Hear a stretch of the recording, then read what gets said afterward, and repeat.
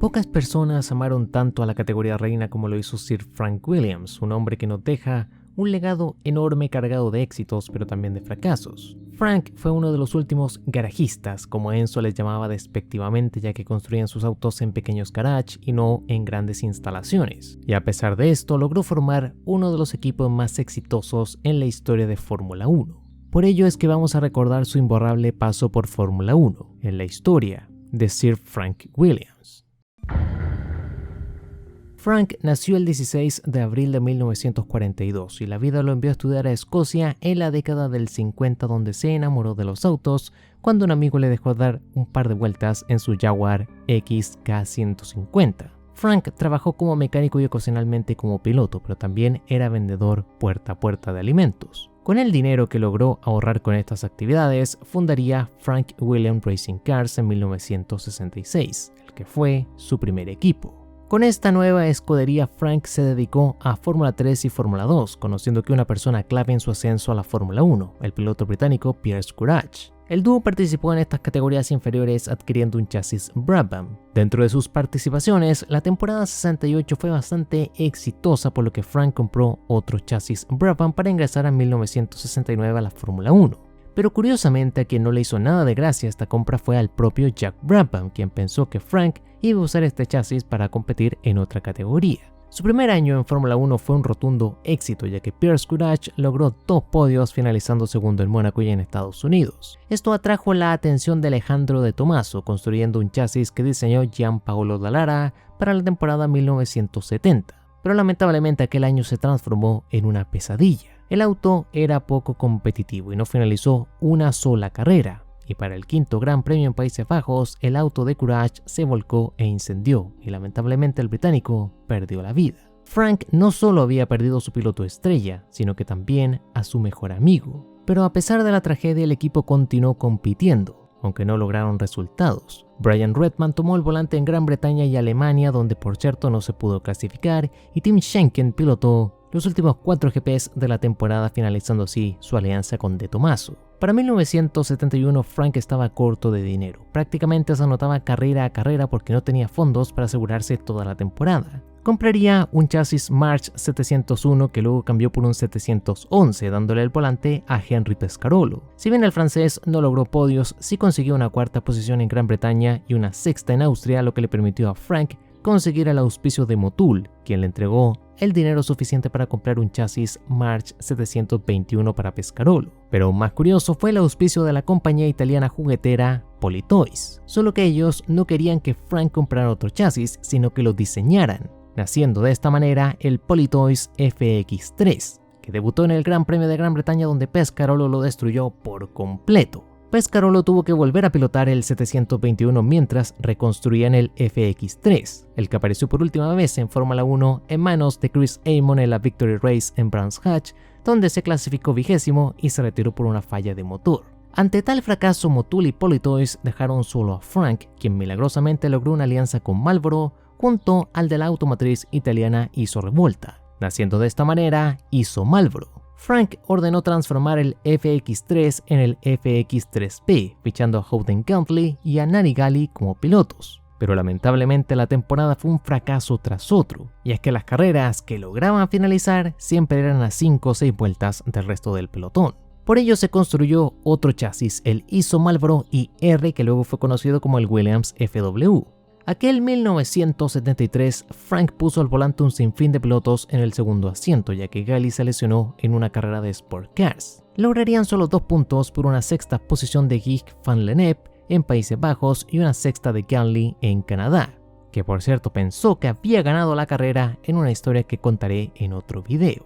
El punto es que los auspiciadores dejaron botado a Frank otra vez, y si bien no tenía un centavo ni para comer, al menos tenía sus 2 chasis que eran rediseñados acuñándolos del FW, que viene de Frank Williams. Para 1974 fichó como piloto titular a Arturo Merzario, dejando el segundo asiento para Pay Drivers y así continuar en la Fórmula 1. Casi a final de año el segundo asiento quedó para Jack Lafitte y el dúo solo consiguió como buen resultado una 4ª posición en Italia de Merzario. Para 1975, Frank renombró sus chasis de 1974 como FW01, 02 y 03, a pesar de que eran el mismo auto ya que eran sus chasis de 1974. Pero fue durante esa temporada que Frank construyó su primer chasis propio, el FW04.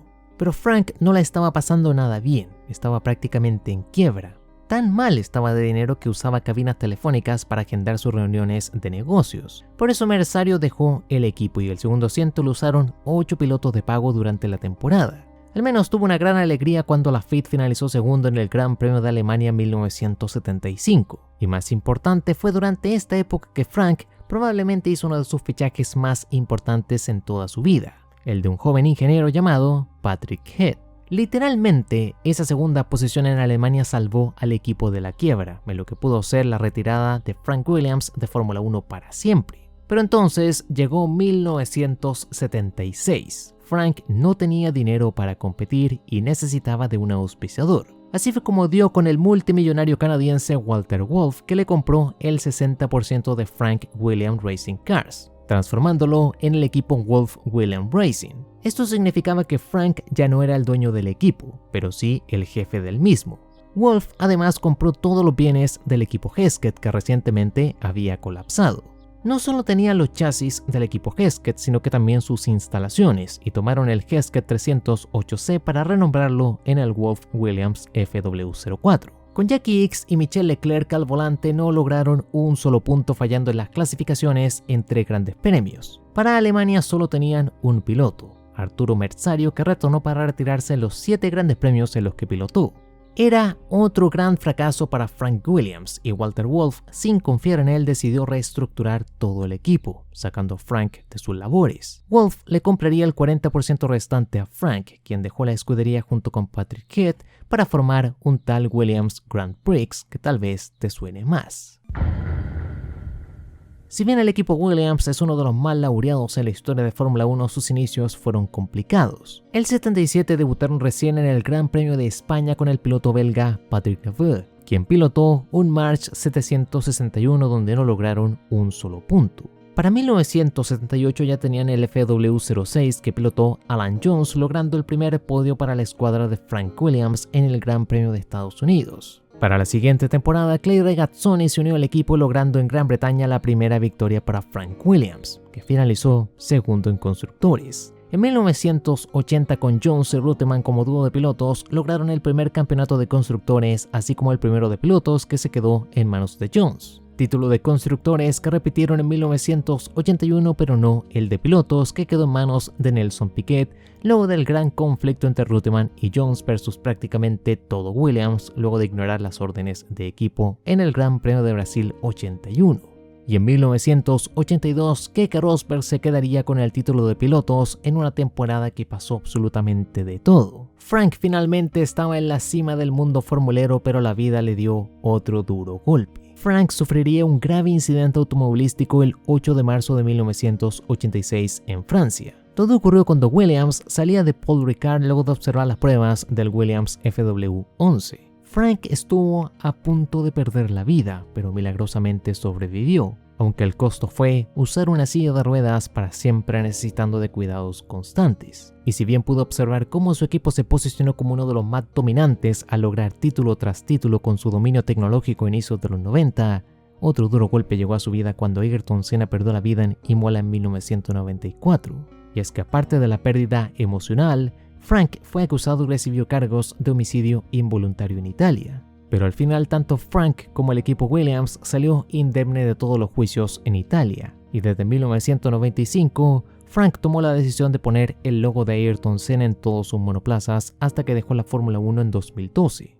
Aquel año, cuando dio un paso al costado de su propio equipo, dejó como reemplazante a su hija Claire Williams. Pero en 2020 sería la familia Williams quien daría el paso al costado, ya que la escudería fue adquirida por Torrington Capital, luego del Gran Premio de Italia de ese año. Un exitoso legado de 9 campeonatos de constructores, 7 campeonatos de pilotos, 114 victorias, 313 podios y 128 poles. Un legado construido por un simple hombre que se inició como mecánico y vendedor puerta a puerta de alimentos y que se despide de este mundo como una absoluta leyenda del automovilismo. Un ícono sin lugar a dudas al que hoy despedimos con el máximo de los respetos y que ya se reunió con todas las otras leyendas formuleras que nos han dejado con el paso del tiempo. Sin más, que en paz descanse Sir Frank Williams.